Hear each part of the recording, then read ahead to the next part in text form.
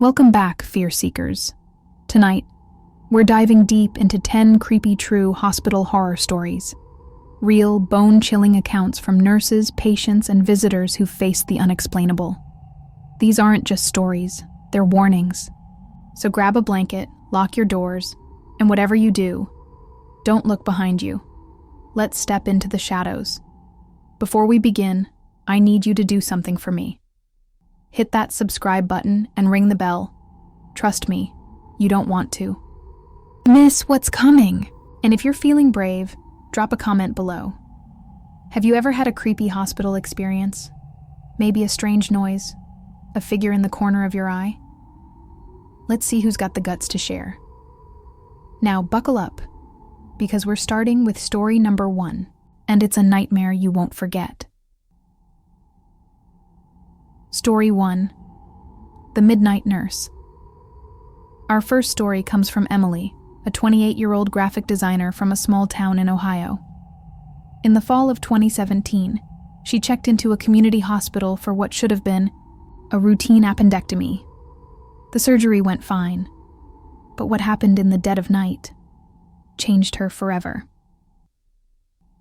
Emily woke up around 3 a.m., her mouth dry, her head swimming from pain meds. The room was silent, oppressively so, except for the rhythmic drip of her IV. She felt it immediately, that prickling sensation, like someone was watching her. You know the feeling, don't you? When the air feels too heavy, and every instinct screams you're not alone. She scanned the room, her eyes adjusting to the dark. Nothing. Just the bed, the chair, the curtain swaying slightly. Or was it swaying at all? Then she saw her. In the far corner, barely visible in the moonlight, stood a figure. A nurse, dressed in an old-fashioned uniform, crisp, starched, with a cap perched on her head, like something straight out of a 1950s medical textbook. The nurse didn't move, didn't speak. She just stared. Her eyes, Emily said, were wrong. Too dark, too still, like pools of ink that swallowed the light. Emily's heart pounded, but she told herself it was just a night shift nurse checking on her. Hospitals are busy, right? People come and go. But something about this figure felt off.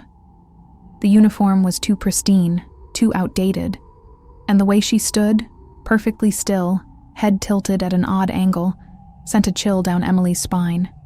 She mustered the courage to speak. "Hello?" she whispered, her voice trembling. No response. The nurse's head tilted further, almost unnaturally, but she didn't move closer. She just kept staring.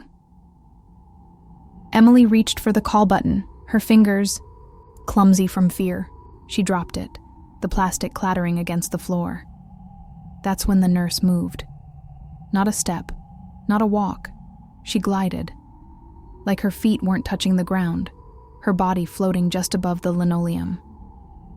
The room grew colder, the air thick, like breathing through a wet cloth. Emily swears she saw her breath mist in front of her, even though the heater was on. The nurse stopped at the foot of the bed, her hands clasped in front of her, fingers long and skeletal. Then, the nurse smiled. Not a kind, reassuring smile. A wide, unnatural grin that stretched too far, showing too many teeth. Emily said it. Wasn't human. It was like something wearing a nurse's skin, trying to mimic a smile but getting it horribly wrong. The grin grew wider, and Emily felt a pressure in her chest, like the air was being sucked out of the room. She couldn't scream, couldn't move. All she could do was stare into those ink-black eyes. Emily doesn't know how long she lay there, paralyzed by fear. Seconds? Minutes? But she finally snapped out of it, lunging for the call button again. This time she hit it. The buzzer echoed through the room, shrill and desperate. Within seconds, a real nurse burst in, flipping on the overhead light. The room was empty. No figure, no cold air, no trace of the grinning nurse. The real nurse, a kind woman named Carla, checked Emily's vitals, her brow furrowed. "You okay, hun? Bad dream?" she asked. But Emily wasn't buying it. She knew what she saw. Emily demanded answers. She wasn't hysterical. She was certain. Carla hesitated, then admitted the hospital had a reputation. Built in the 1930s, it had seen its share of tragedies, botched surgeries, epidemics, even a fire in the 1950s that claimed dozens of lives.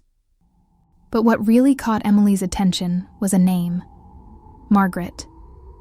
A nurse who worked the night shift in the 1950s, known for her intensity. Margaret was obsessed with her patients, but not in a caring way. She'd stand over their beds at night, watching them sleep, muttering things no one could understand. Patients complained, said she gave them nightmares. Then, one night, Margaret vanished. No resignation, no trace, just gone. Emily checked out the next day, still shaken. She couldn't. Sleep in that room another night couldn't shake the image of that grin. She started researching, digging into the hospital's history. What she found was chilling. Other patients had seen her. The midnight nurse, always at 3 a.m., always in that outdated uniform, always watching. Some said she was checking on her patients, making sure they never left. Others said she was trapped, reliving her final shift forever. Emily never went back to that hospital. She's fine now, physically, but she says she still feels watched sometimes, especially at night. So, what do you think? Was it the meds playing tricks? A ghost of a nurse who never clocked out? Or something darker, wearing Margaret's face? Drop your thoughts in the comments. And if that gave you chills... Oh, just wait for story number 2. Story 2, The Child in Room 307. Our next story comes from Michael, a night janitor at a children's hospital in rural Texas. In the summer of 2019, he was working the graveyard shift when he encountered something that made him quit his job and swear off hospitals for good. Michael had been at the hospital for 6 years. He was used to the eerie vibes, empty corridors, the occasional beep of a monitor, the way shadows played tricks in the dim light. He'd heard the stories too. Nurses whispering about haunted rooms, lights flickering for no reason. Michael didn't buy into it. He was a practical guy. Mop the floors, empty the trash, go home. But there was one room he avoided if he could. Room 307. Room 307 was in the pediatric wing, a place meant to be cheerful, with bright colors and stuffed animals. But that room, it was different. It was always cold, no matter how high the heat was cranked. The lights flickered, even after maintenance checked the wiring. And sometimes, late at night, Michael would hear something, giggling like a child playing. Except room 307 was often empty. No patients, no visitors. Just that sound, echoing through the walls. One night, Michael was mopping the 3rd floor, alone as usual. It was around 2 a.m., the hospital quiet except for the hum of his cart's wheels. He was passing room 307 when he heard it again, giggling, clear as day, coming from inside. He checked the patient log at the nurse's station, just to be sure. Nobody was assigned to that room. He figured maybe a kid had wandered in from another ward, so he knocked. "Hello? Anyone in there?" No answer. He pushed the door open, his flashlight sweeping the room. The room was empty. No kid, no toys scattered, nothing out of place. Michael's stomach twisted, but he told himself it was just his imagination. He turned to leave, and that's when he heard it again. A giggle, right behind him, so close he felt the air shift. He spun around, his flashlight shaking in his hand. And there she was. A little girl, maybe 6 years old, sitting cross-legged on the bed. She wore a hospital gown, her pigtails tied, with faded red ribbons. Her smile was wide, but her eyes, they were empty, like she was looking through him. Michael's mouth went dry. "Hey, kid," he stammered, trying to keep his voice steady. "You shouldn't be here. Where's your mom?" The girl didn't answer. She just tilted her head, her smile growing wider, and pointed to the corner of the room. Michael's flashlight followed her finger, and that's when he saw it. Something in the shadows, tall and thin, with limbs that bent at wrong angles. Its face, he couldn't describe it. It was blurred, like a smudge on reality, but its eyes glowed faintly, like dying coals. Michael didn't think. He ran. He bolted out of the room, slamming the door behind him, the giggling echoing in his ears. He sprinted to the nurse's station, babbling about the girl and the thing. The nurses on duty thought he'd lost it, but one older nurse, Miss Evelyn, went pale. She pulled him aside, away from the others, and told him about room 307's history. In 1963, a fire tore through the pediatric wing. Faulty wiring, they said. Most of the kids were evacuated, but one didn't make it. Her name was Lily, and she was in room 307. The official report said she died of smoke inhalation, but the nurses had another story. They said Lily wasn't alone when she died. Something was with her. Something that didn't burn, didn't leave. Ever since, people have reported seeing a little girl in that room, always giggling, always pointing to the corner where something waits. Michael quit the next day. He couldn't go back, couldn't face that room or the thing in the corner. He moved out of town, got a job at a warehouse, swore he'd never set foot in a hospital again. But he says he still hears the giggling sometimes late at night, like Lily's following him. And room 307, it's still there, still cold, still empty. Or so the hospital claims. Creepy, right? If that gave you goosebumps, give this video a thumbs up. It helps keep the scares coming. And we're just getting started. Story number 3 is next, and trust me, it's going to crawl under your skin. Story 3. The Whispering Walls. This next story comes from Sarah, a nurse in a rural hospital in Maine.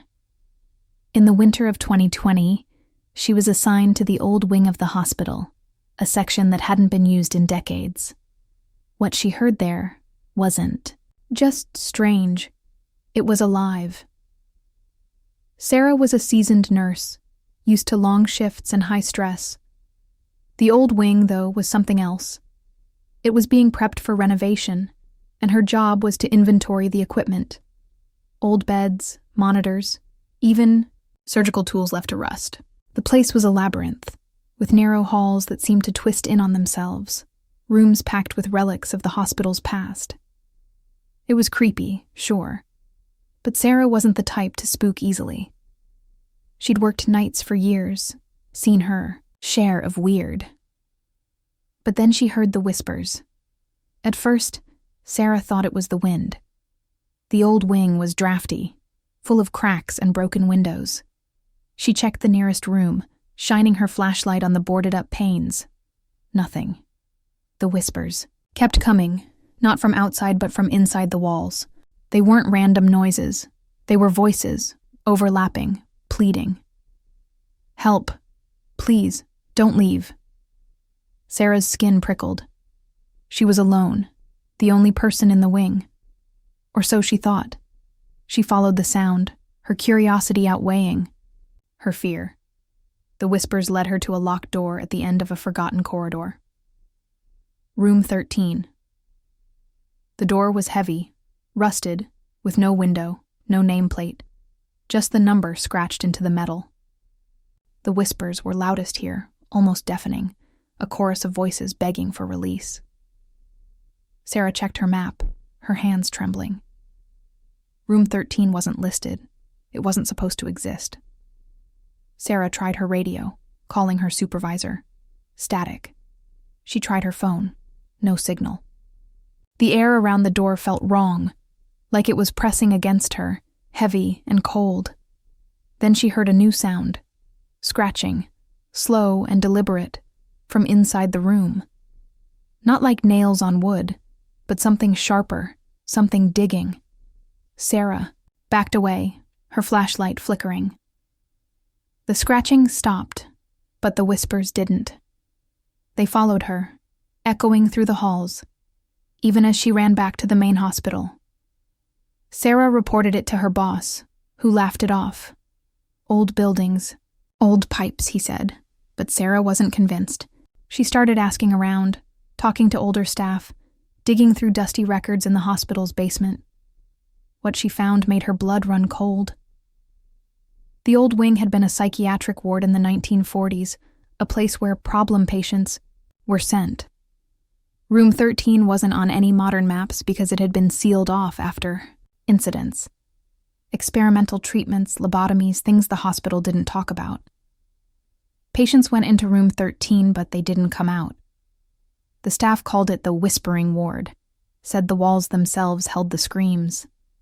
Sarah never went back to the old wing.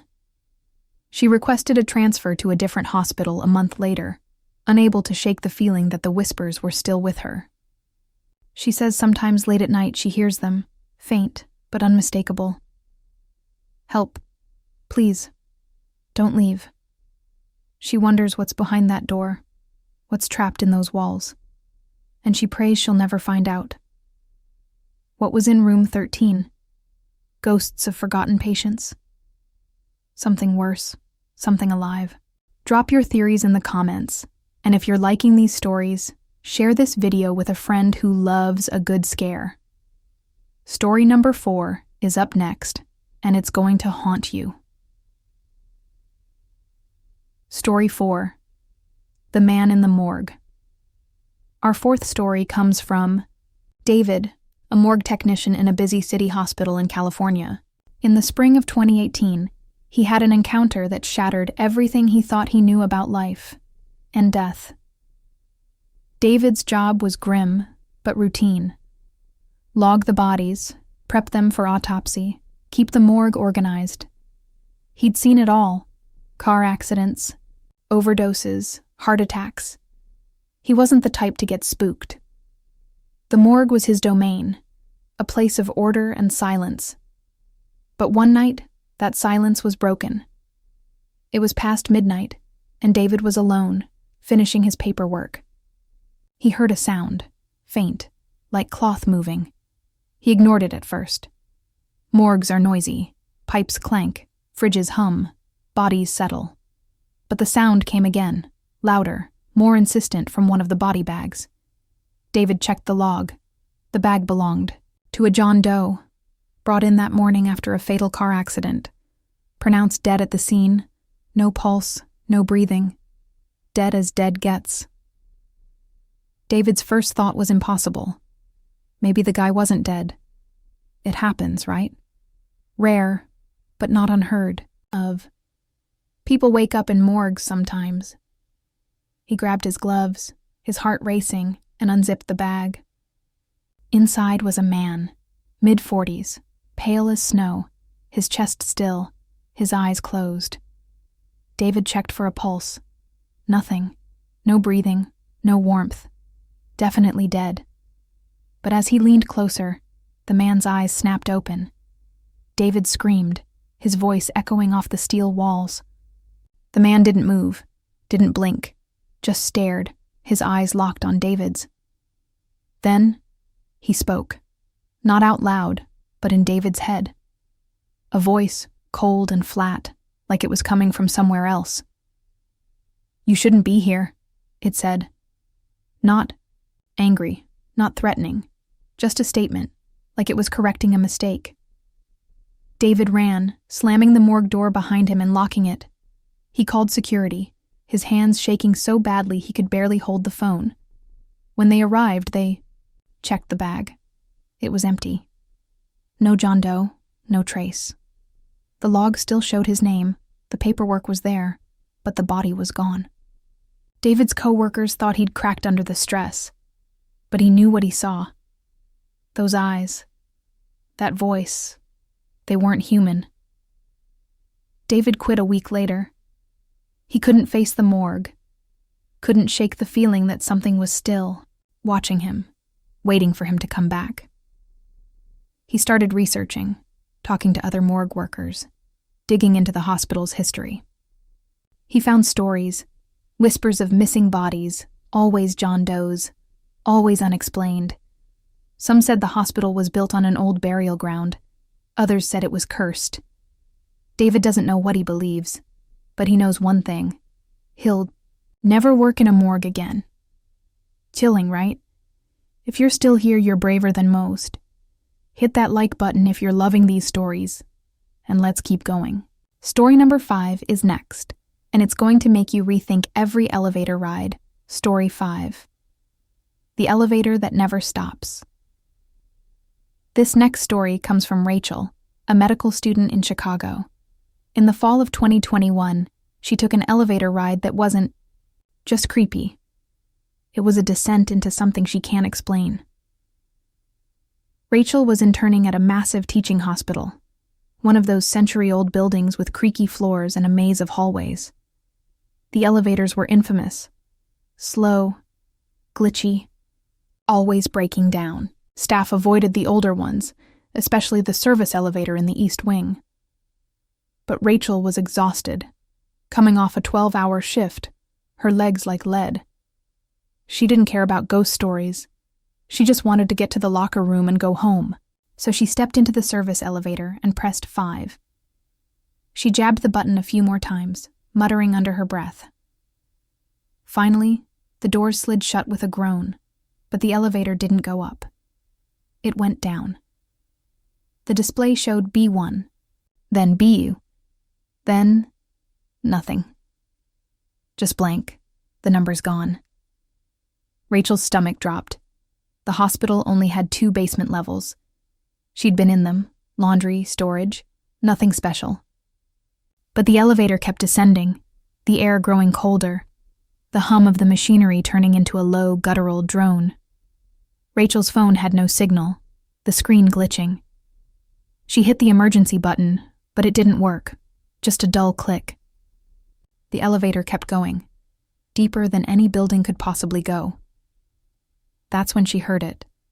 A sound, like a voice but not quite human, humming from the walls.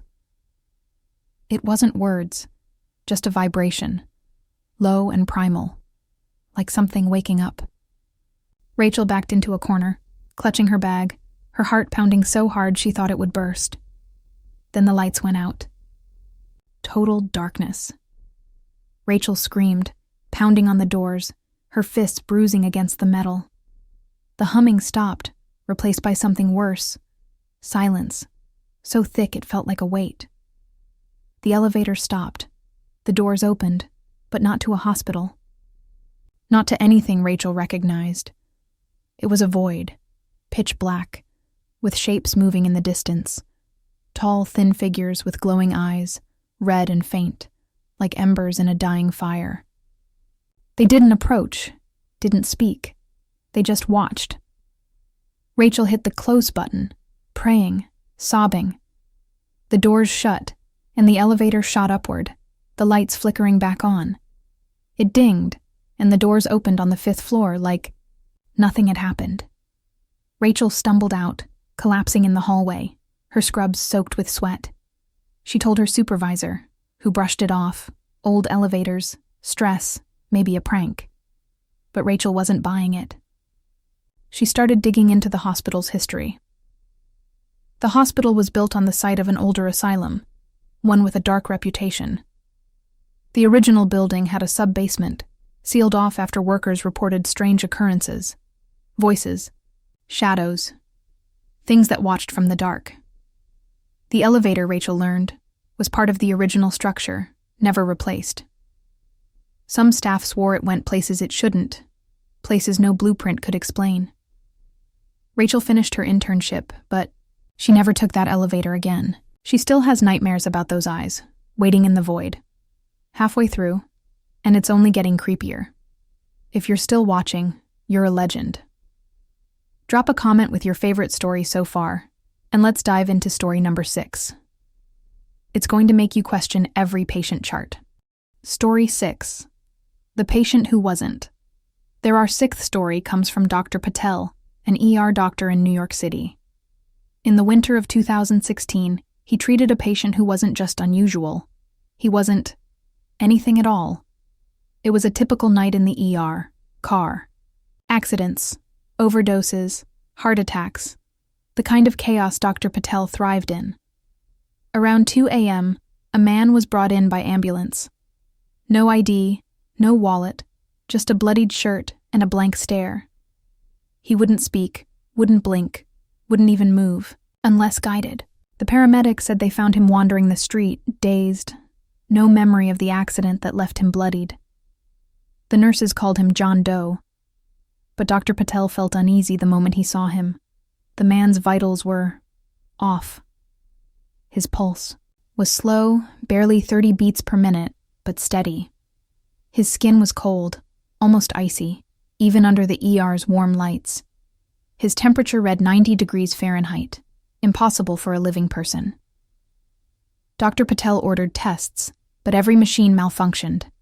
The EKG flatlined, the blood pressure cuff errored out, the pulse oximeter blinked, no signal. The nurses were spooked, whispering about how the man hadn't moved, hadn't spoken, just stared. Dr. Patel decided to examine him manually. He shone a pen light in the man's eyes, expecting dilated pupils, maybe a concussion. But the pupils didn't react, not dilated, not constricted, just fixed, like glass. That's when the man moved. He grabbed Dr. Patel's wrist, his grip, like a vice, cold and unyielding. His voice, low, raspy, like it came from somewhere deep, said, "You can't help me." Not out loud, but in Dr. Patel's mind, clear as day. Dr. Patel yanked his arm free, stumbling back, his pen light clattering to the floor. The man stood, unnaturally tall, his movement smooth but wrong, like a puppet on strings. He walked out of the ER, past the nurses, past security, into the night. No one stopped him. No one could. Dr. Patel checked the cameras later, but the footage was blank, just static where the man should have been. Dr. Patel never saw him again, but he heard stories.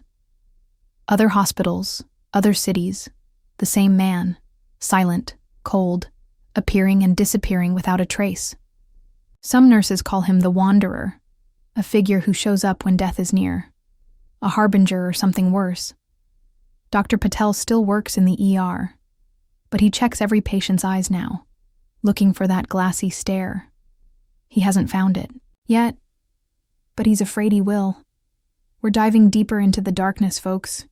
If you're still here, you're my kind of people. Hit that subscribe button if you haven't already, and let's keep the scares coming with story number 7. It's going to make you afraid of the dark. Story 7. The Shadow in the ICU. This story comes from Maria, an ICU nurse in Florida. In the summer of 2019, she saw something in her unit that wasn't just creepy. It challenged everything she believed about reality. Maria loved her job in the ICU, despite the intensity. It was a place where life hung by a thread, where every second mattered. She'd seen patients pull through against all odds, and she'd seen others slip away. It was part of the job. But that summer, something changed. The air in the ICU felt heavier, the lights dimmer, like the unit was holding its breath. And then Maria saw it. A shadow, moving between the beds. At first, she thought it was a doctor or another nurse, maybe a trick of the light. But the shadow didn't walk. It floated just above the floor, its edges blurring into the darkness. It stopped at a patient's bed, an elderly man on a ventilator, his condition critical.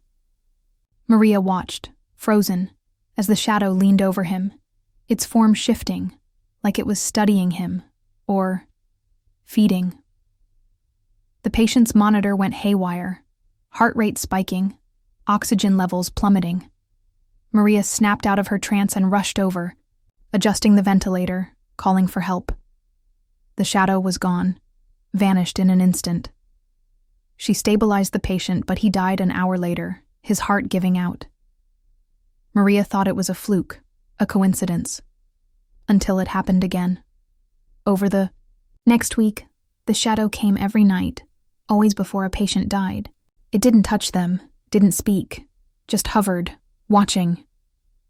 Maria and the other nurses started calling it the Reaper, half joking, half terrified. They tried everything to stop it, extra lights, prayers, even burning sage in the break room. Nothing worked. The shadow kept coming, and patients kept dying, more than the ICU's usual rate. Maria started digging into the hospital's history. The ICU was built on the site of an old morgue, demolished in the 1960s after reports of disturbances. Nurses from decades ago had seen it too, a dark presence in the unit, always tied to sudden deaths. Some called it a guardian, others, a predator. Maria didn't care what it was. She just wanted it gone. She transferred to a different unit soon after, but she still feels it sometimes, like a shadow at the edge of her vision, waiting. Is the Reaper just a coincidence, a product of stress and grief, or is it something real, something hungry? Drop your thoughts in the comments. We're almost at the end, but the scares aren't over. Story number 8 is next. Story 8. The Screaming Room. This story comes from Alex, a maintenance worker in a Canadian hospital. In the spring of 2022, he was sent to fix a leak in a sealed-off room in the hospital's basement. What he heard there wasn't just a sound. It was a nightmare etched into his soul. The room was in the hospital's deepest basement, locked for years, maybe decades. Alex's boss said it was just storage, nothing special, but the job felt off from the start. The basement was cold, the kind of cold that seeps into your bones. The walls were stained, the floor cracked, like the room had been abandoned in a hurry. Alex set to work, searching for the leak, his flashlight cutting through. The gloom. That's when he heard it, a whimper, faint, like someone crying. Alex froze, his wrench slipping from his hand. The whimper wasn't coming from one spot. It was everywhere, echoing off the walls, layering into a chorus of agony. Men, women, children, all screaming, pleading, their voices overlapping in a cacophony of pain. "Help me. Don't leave. It hurts." Alex checked the vents, the pipes, thinking maybe the sound was traveling from another part of the hospital. But the pipes were dry, the vents sealed. The screams were coming from the room itself, from the walls, the floor, the air. Alex ran, his flashlight bouncing, the screams chasing him. He locked the door behind him, his hands shaking so badly he dropped the key. He told his boss, who sent a team to check. They found nothing. No leak, no voices, just an empty room. But Alex wasn't crazy. He started talking to older staff, people who'd been at the hospital for decades. They knew the room. It wasn't storage. It was an old operating theater, used in the 1920s for experimental surgeries, procedures that pushed the limits of medicine and morality. Patients went into that room, but not all came out. The hospital shut it down in the 1930s after too many deaths, too many screams. The staff buried the records, but the locals still talked about it. The screaming room, where the walls absorbed the pain of those who died. Alex refused to go back, even when his boss threatened to fire him. He quit a month later, moved to a different city, but he says the screams follow him, echoing in his dreams, calling him back to that room. That one's intense, right? If you're still here, you're tougher than most. Give this video a thumbs up, and let's keep going. Story number 9 is next, and it's going to make you check your windows. Story 9. The Face in the Window. Our 9th story comes from Jessica, a patient in a Seattle hospital in the fall of 2020. She was recovering from major surgery when she saw something outside her window, on the 10th floor, where no one could possibly be. Jessica was alone in her room. drifting in and out of sleep. It was a stormy night, the wind howling, rain battering the window. She was groggy, the pain meds making everything fuzzy, but she felt it. A presence, like someone was watching her. She glanced at the window, expecting to see the city skyline.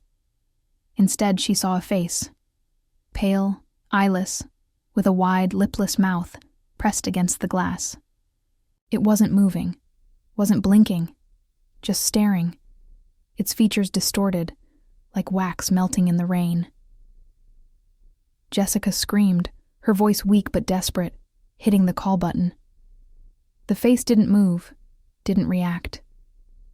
It just watched, its mouth twitching, like it was trying to speak.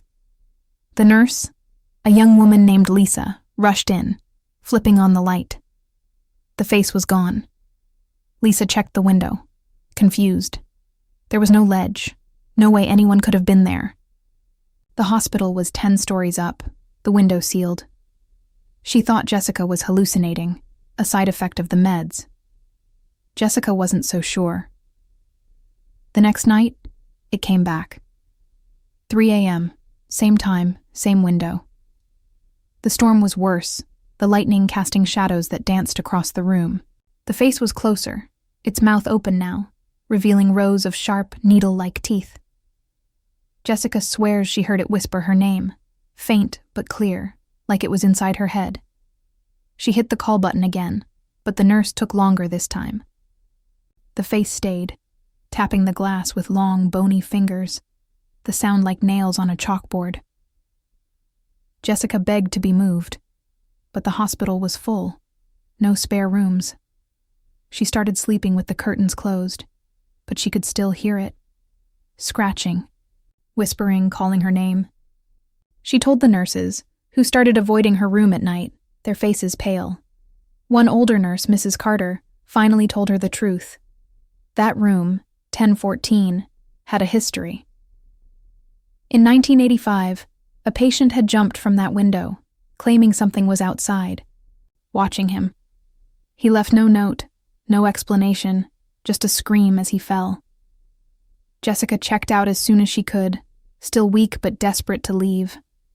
She hasn't been back to that hospital, hasn't even driven by it, but she says the face follows her, appearing in windows, mirrors, even her dreams.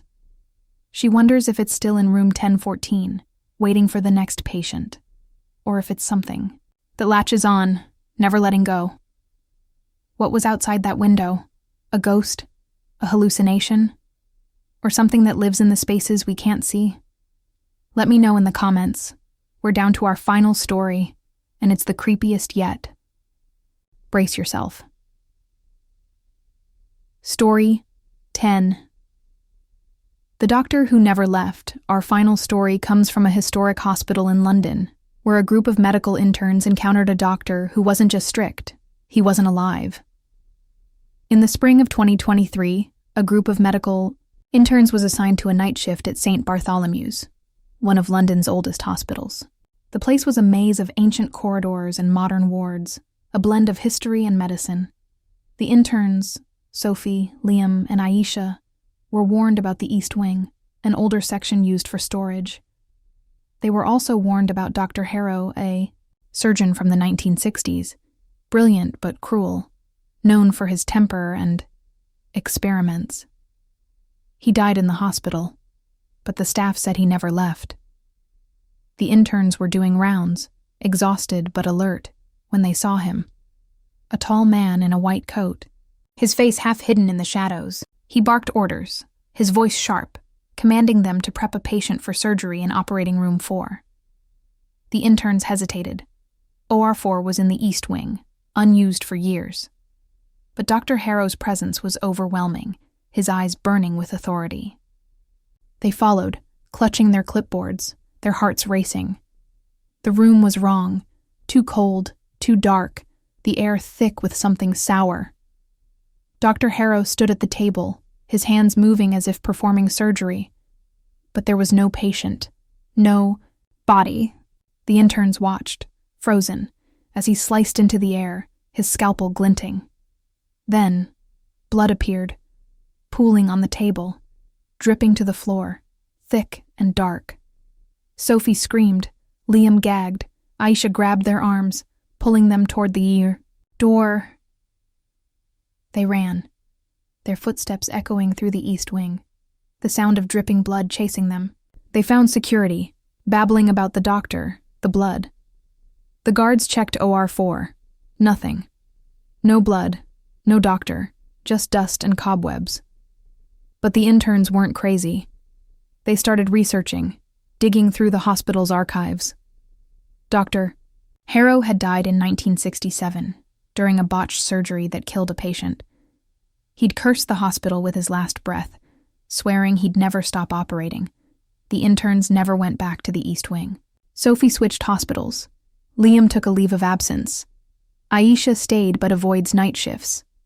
The hospital still uses the East Wing for storage, but staff report strange noises, scalpels clattering, monitors beeping, a voice barking orders. Dr. Harrow's portrait still hangs in the main hall, his eyes following you, no matter where you stand. And that's our final story. Is Dr. Harrow still operating, trapped in his own rage? Or is it just a legend? A story to scare new interns? You tell me. Well, fear seekers, that's it for 10 creepy true hospital horror stories. Which one's gonna keep you up tonight? The midnight nurse with her unnatural grin? The giggling child in room 307? Or maybe Dr. Harrow still cutting? In the East Wing? Drop your favorite in the comments. And if you've got your own hospital horror story, I want to hear it. You might just make it into a future video. If you loved this, smash that like button, hit subscribe, and ring the bell so you never miss a scare. Share this with a friend who's brave enough to watch, or one who'll scream the whole way through. Check out our other scary compilations linked below, and if you're still here, you're tougher than most. Until next time, stay spooky. And maybe take the stairs next time you're in a hospital.